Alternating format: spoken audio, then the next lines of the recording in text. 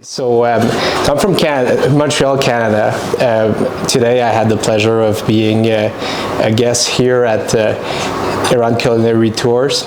We had a traditional Iranian meals. We cooked it together, and they did a lot before I even arrived to make sure that it would be a fun experience. Pretty much just completing, but like being a pretty let's call it a beginner at a lot of these things.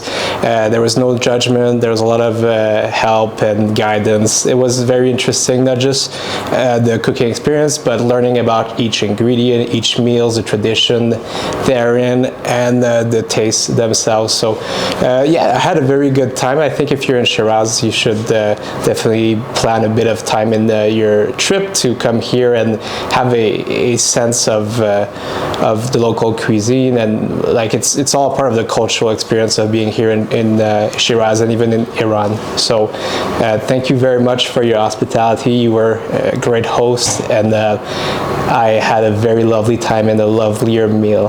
Thank you. Thank you.